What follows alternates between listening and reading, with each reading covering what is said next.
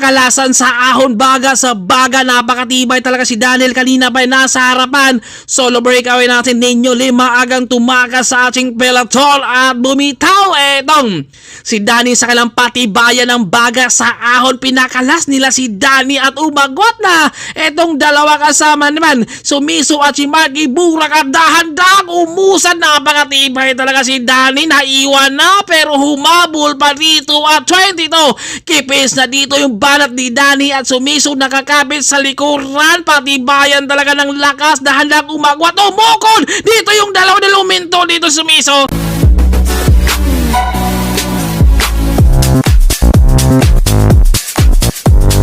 Isa lang ang kanilang sinasabi dito kundi si Danny Harabata. Bakit nga ba? Napakalakas yan umahon. Mapapatag, mapa-RB, mapa-MTB yan si Danny ay hindi pwedeng magtago yan sa peloton.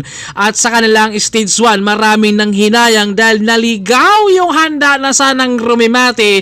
At ang sabi nila, yung mga napasama sa simplangan raw, yun ang nanalo kaya si Dan ng Team Ibanag ang nanalo sa ating stage 1. Kung baga para talaga yun sa kanya dahil sabi nga la, yung Marshall daw ay naligaw. Kaya dito sa kanilang stage 2, sa kanilang road race 86.6 kilometers mag-i-enjoy kaya sila rito at kayang patagin ngayon ni Dan ng Team Ibanag ang Sitio Baag. Syempre nag-i-start sila dito sa may Nampikwan.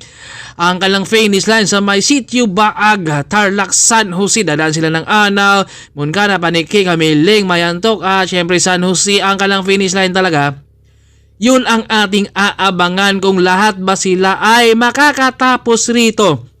Dahil sa patag, yung mga walang pang-ahon, yun ang babanat para kapag inabutan sila, baka sakaling makakawala talaga sila ng tuluyan. Pero kapag kayo ay uunahan nyo na kaagad rito sa patag, syempre yung ahon talaga ang nagpapahirap. At nandito si Ate Boy, napasama siya rito dahil kahapon sirada yung kanyang bike. Kaya ngayon mapapalaban si Madam Reto ngayon. Ano kayang diskarte niya? Sa ahon papatagin kaya niya ngayon ang Sitio Baag? O kaya anong diskarte niya? Bahala na raw sa ahon. Basta't makasabit siya rito. Dahil lang hinayang siya. Dahil sa kanilang stage 1 ay nasira yung kanyang bike. Kaya dito raw siya sa stage 2. Babawi pero matinding gapangan ngayon ang ating aabangan. Pero lahat sila ang sinasabi nila rito. Si Danny Harabata raw. Siguro ito yung match talaga ni Darius Villa Sr. at solo dito ni Danny. At marami tayong mga iba't ibang riders dito na dumayo. May Laguna, Cavite, Pangasinan, Bulacan, Tarlac, Nueva Ecija, Manila. Kita niyo naman si Topo ang pagbabalik dahil wala siyang pang-ahon.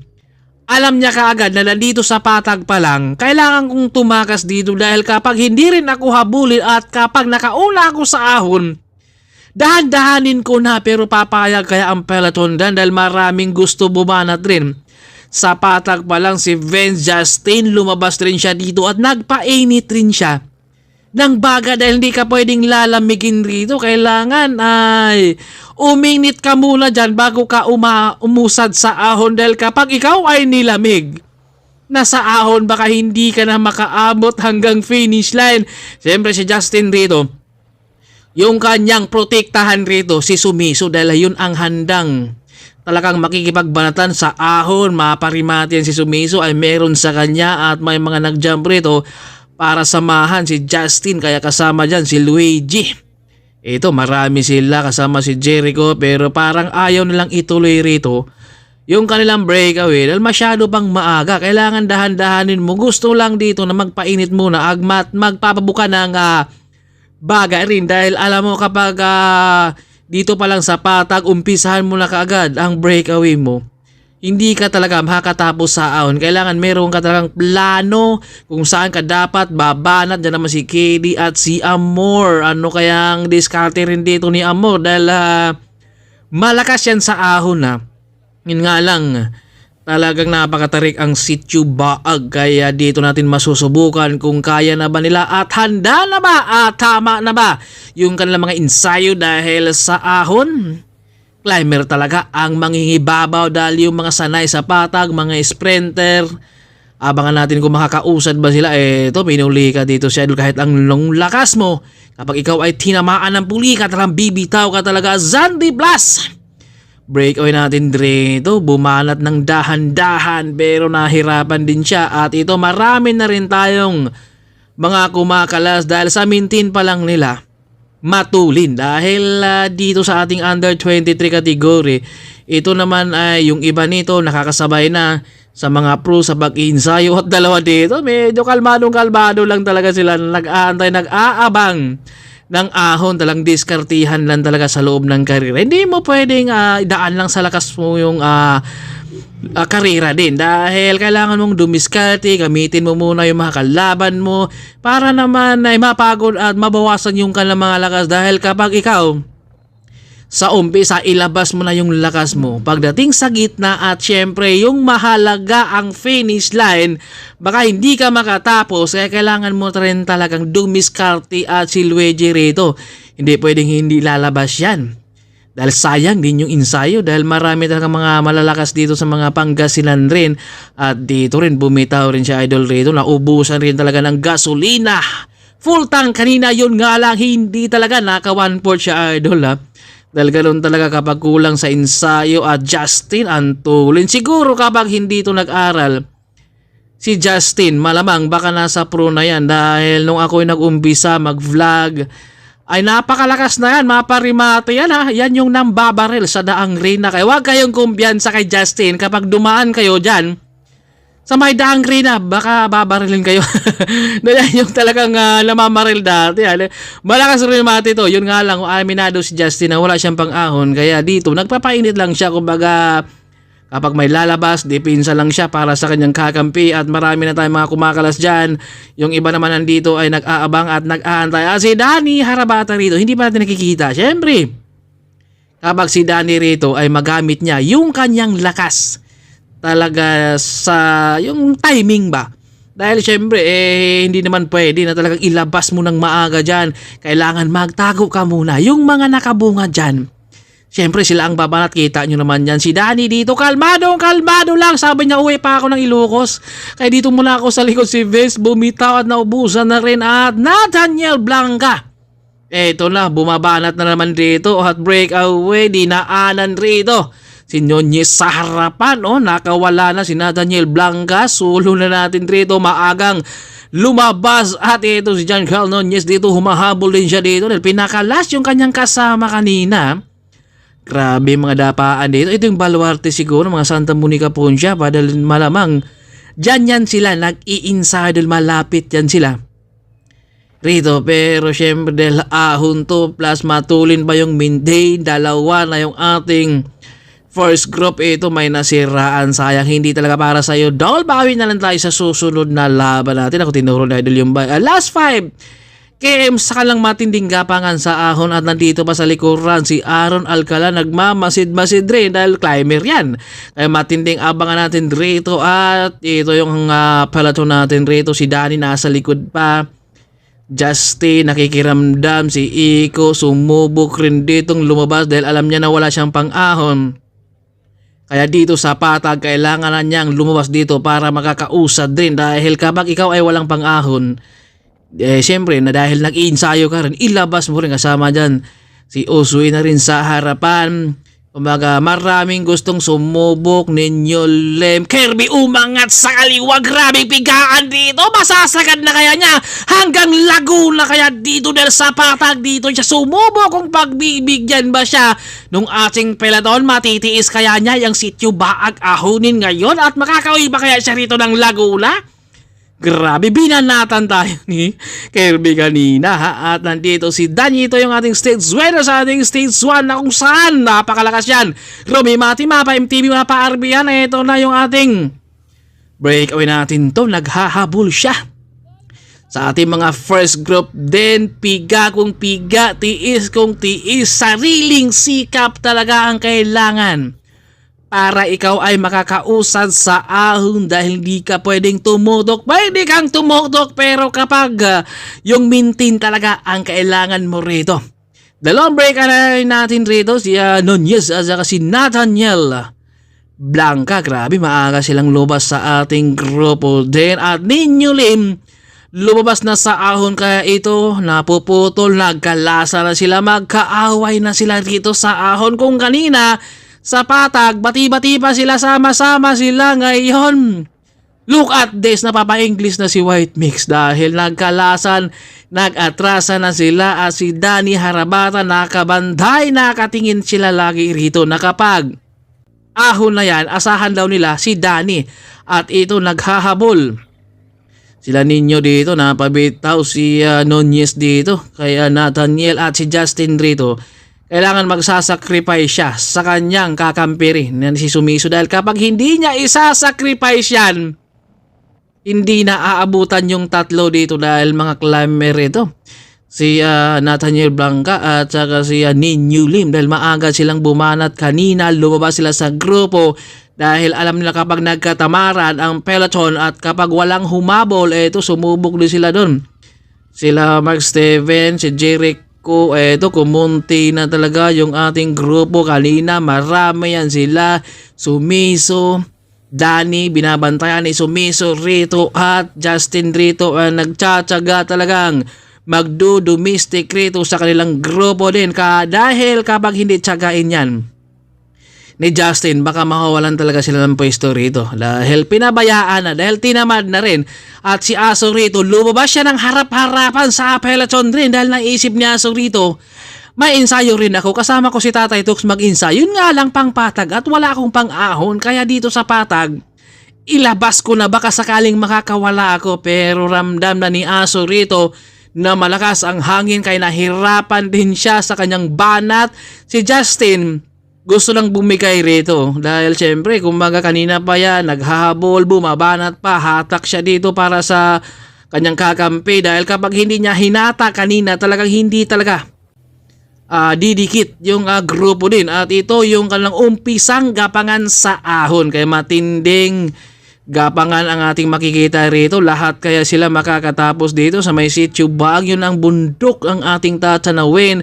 At si Justin, kumalas na sana pero bumalik siya rito dahil naisip niya dito na kailangan ko munang isasacrifice yung sarili ko sa huling hinga. Dahil kapag hindi ko hatakin talaga, wala nang maghahabol. Dahil siyempre si Danny, hindi gagalaw yan sa patag dahil alam niya na kapag ahon, doon talaga siya babanat. Mark Steven, Jericho, marami siya kasama dyan, si MC at si Danny. Unti-unti na silang pinapakalas dito sa ahon. Kapit lang kayo dyan, si Danny bahala magtrago. Yun nga lang, sa ahon dito na sila nag-atrasan, nagkalasa na sila dito sa ahon.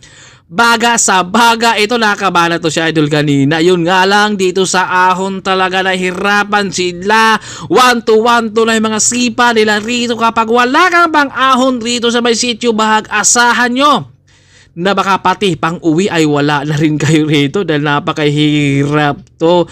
At si Danny nandyan na naman sa harapan, yan talaga yung kanilang binabantayan rito na hindi makakawala. Pwede kang ngumiti, bawal kang tumawa rito ngayon at nandyan naman ang kasupport si Busnas. Grabe yung gapangan sa ahon, Danny. Oh grabe nakausan na yan sa ahon pero gusto pa niyang i-interval dito. Ayaw niya yung patiningan ng sipa, gusto niya na banatan tayo. At dito si Ryan Jefferson, tinapatan niya dito si Danny Harabata, Sumiso nasa likod. Grabe, 20 yung ahon nila dito kaya patibayan talaga sa baga rito. Pwedeng lumikod dyan si Ryan Jefferson dahil meron siyang kakampi, huwag niyang tapatan dyan para yung lakas niya ay talagang mahahatak. Pero kapag tatapatan mo si Danny, kita nyo naman yan, dapang-dapa yung hangin raw nasa likuran. Danny umagwat na naman ang dahan-dahan, napahabol si Sumiso rito, napapaunat na yung likod ni Sumiso dahil ramdam niya yung tulin. 25 na nga yung ahon rito ni Danny, kaya kapag nakakita ng ahon, grabe bumanat at piniga na naman ni Danny rito. Gusto talaga niyang pakalasin ang mga nandito sa likuran dahil alam niya na kailangan niyang banatan to. Kumbaga power talaga ang kailangan, tiis at saka speed. Andito Marky Burak, Aaron Alcala, Sumiso, si Ryan Jefferson. Meron tayong nasa breakaway natin tatlo ang nasa harapan pero nakita natin na 1-to-1 to na si Nunez dyan sa harapan at si Danny talaga yung kinapitan na pagsimula sa ahon.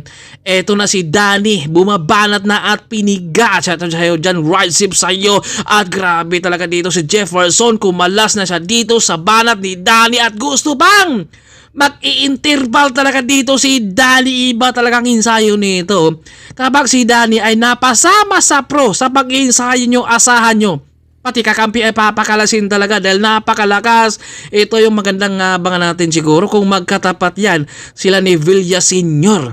Dahil napakalakas. Mapa MTV, mapapatag yan si Danny, mapa RB nandyan sa kanya. At saka baguhan lang yan si Danny sa RB. Kaya ngayon, grabe, napakatibay talaga. Ramdam din dito nung nasa likod na yung mintin ni Danny ay kailangan lang tiisin rin ka dahil kapag bumitaw ka dyan, sayang, dahil wala na bukas yan. Kaya ngayon, ilabas mo na at ikapit mo na kung makakakapit ka rin. Dahil kahit tutok ka dyan, nahirapan ka rin. Kahit si Danny Ray yung nagtatangko, nakita nyo naman yan, 24. Grabing pigaan na dito. 22, pinapatining talaga ni Danny rito. Yung kanyang sipa, para yung mga nasa likod ay kanyang pinapakalas talaga. Pero nakakapit pa si Amor dito sa likuran. Ito, huwag kayong kumpiyansa sa mga boys, baby girls dahil mahilig talaga yung mangdukot yan. Kaya tinutulak na dito ni Aaron yung kanyang kakampi. At inabot na si Nunez dito. At nasa harapan rin si Nathaniel Blanca. At meron pa tayong solo breakaway natin.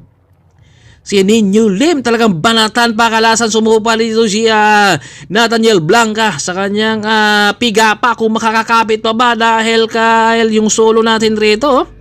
Kakaiba rin yung lakas ni Ninyo Lim. Maagang bumanat rin ito kanina kaya inabutan yung dalawa. Pero ramdam na ni Ninyo rito yung kanyang speed dahil rito ay baratan na naman sila at pakalasan. Amor, makakadikit pa kaya rito dahil si Danny na iwan. Umagwat na at pinapakalas na nila dito si Danny Sumiso. Nasa harapan, etong si Marky Bura kung mabol naman.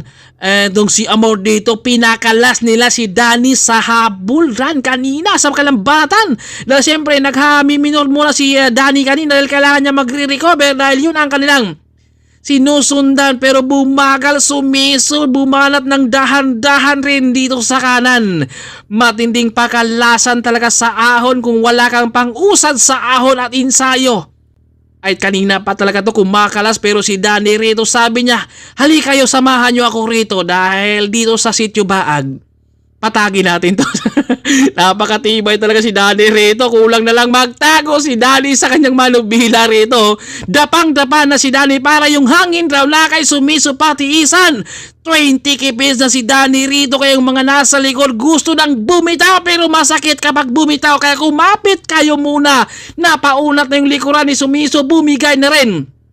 Si Amor, grabe, Sumiso sa likod, nakakapit. Hindi pwedeng pagbigyan. Interval na naman ang gusto rito ni Danny. Pero si Sumiso, panayan lang. Kita nyo naman yun.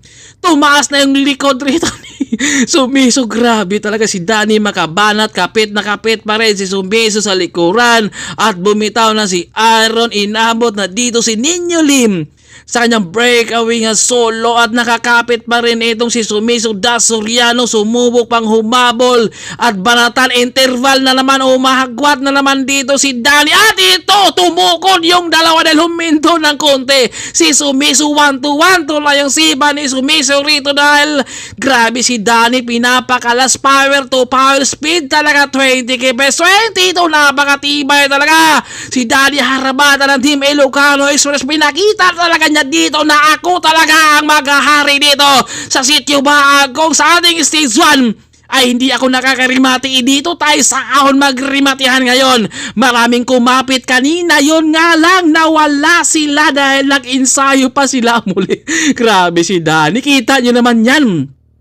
May laman, may diin yung kanyang piga rito dahil hindi siya napapagod na para bang ito na nga yung ating champion sa ating stage 2, Danny Harabata ng Ilocano Express. Grabe, pinakala sila at dalawa sila dito at Sumiso versus Aaron Alcala, tapatan, dahan-dahang umaangat dito si Sumiso at umagwat na dito at hindi na nakakarimate rin si Aaron. At congrats sa lahat ng mga nakatapos. Siguro sa mga hindi, babawi na lang congrats din kay Danny Harabata ng Ilocano Express.